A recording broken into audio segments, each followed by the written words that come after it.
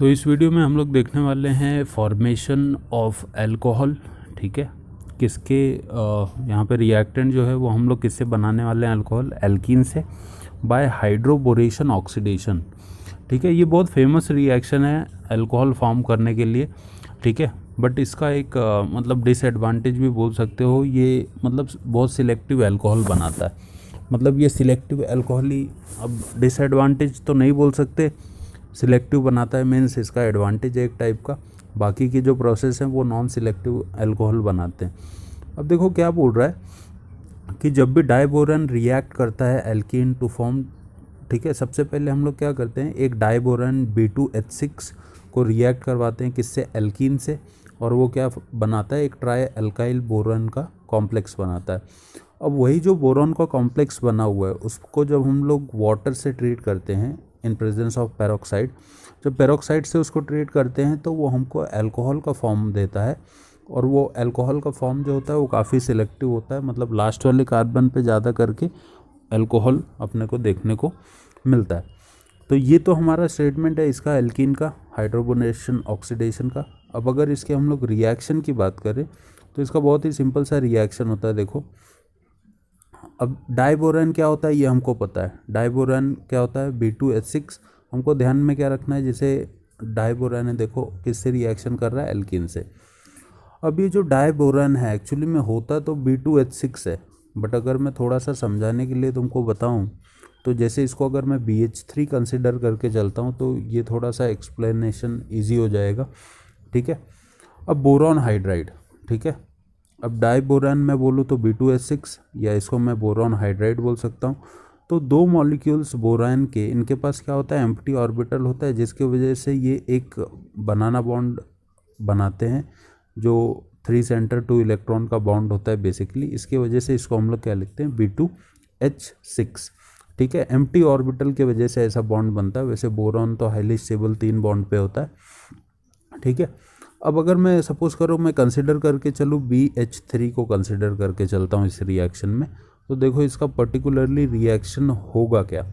ठीक है, तो सिंपल सा हम लोग क्या करेंगे, एल्कीन में किसका रिएक्शन कर रहे हैं, BH3 का रिएक्शन। अब इसमें करना क्या है अपने को, सिंपल सा देखो, स्टेप 1 में सिंपल सा हमको क्या करना है, एक एल्कीन लेना है और इस एल्कीन पे किसका रिएक्शन करना है, BH3 का। ठीक है, अब इसका स्ट्रक्चर देखो, बेसिकली इसका अगर मैं स्ट्रक्चर बोलूँ तो बोरॉन के पास 3 हाइड्रोजन है। इसका फाइनल प्रोडक्ट हम लोग आगे लिखेंगे, बट इसका मैकेनिज्म देखो, इसके पास 3 हाइड्रोजन है, राइट है। और यहाँ पे जो एल्कीन है अपने पास CH डबल बॉन्ड CH2। ठीक है, जब मान लो यहाँ से अगर एक हाइड्रोजन आता है इस कार्बन पे लग गया तो ये डबल बॉन्ड किस में कन्वर्ट हो जाएगा, सिंगल बॉन्ड में कन्वर्ट हो जाएगा, राइट है। तो इसकी बोरॉन का एक हाइड्रोजन गया, मतलब इसकी एक पोजीशन क्या हो जाएगी, खाली हो जाएगी। ठीक है, यहाँ पे डबल बॉन्ड ब्रेक होगा और ये कैसे दिखने लगेगा हमको, CH2 के फॉर्म में। और ये जो कार्बन है इसका एक बॉन्ड खाली हो गया, तो ये खाली बॉन्ड किससे अटैच हो जाएगा, जहाँ से बोरॉन निकला है यहाँ पे अटैच हो जाएगा। तो अब बोरॉन के पास टोटल कितने हाइड्रोजन है, 3 हाइड्रोजन है।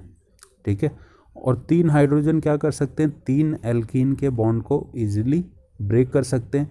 इसीलिए हम लोग एल्कीन के 3 मॉलिक्यूल्स लेते हैं। अब एक मॉलिक्यूल ऊपर ज्वाइन हो गया बोरॉन के, अब ये हाइड्रोजन आएगा वापस से एक बॉन्ड तोड़ेगा और ये हाइड्रोजन आएगा फिर से बॉन्ड तोड़ेगा।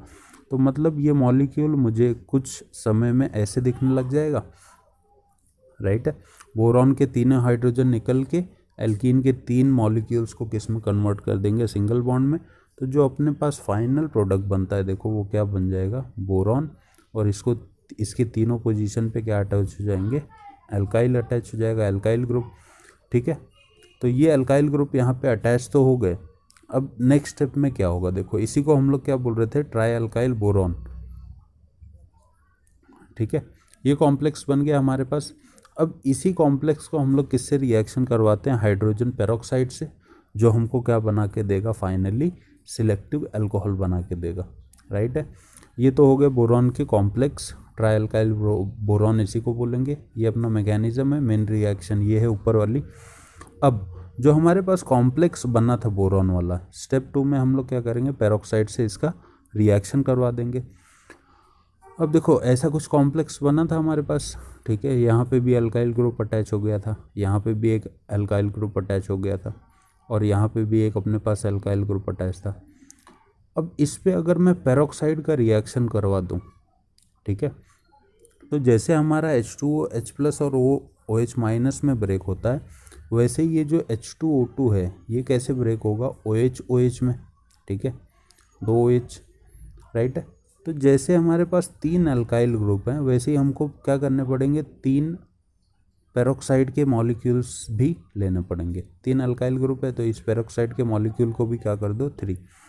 अब देखो अगर मैं लॉजिकली समझाऊँ तो मान लो कि अगर OH OH ऐसे ब्रेक हो जाता है, एक पेरोक्साइड यहाँ पे हो गया, दूसरा पेरोक्साइड यहाँ पे हो जाएगा, और थर्ड वाला जो पेरोक्साइड है वो यहाँ पे आ जाएगा ऐसे, ठीक है। अब ये जो बीच का बोरॉन है ये 3 OH लेके क्या हो जाएगा, बाहर निकल जाएगा। तो सबसे पहला तो मेरे पास यही बच जाता है क्या, 3 ये BOH थ्राइस, जिसको बोरिक एसिड या हाइड्रोबोरिक एसिड भी बोलते हैं हम लोग। अब देखो ये जो 3 मॉलिक्यूल हैं ये एकदम सिमिलर हैं, सेम दिख रहे हैं हमको, तो हम लोग 3 के फॉर्म में इसको लिख सकते हैं ना, सिंपल सा 3। अब तीनों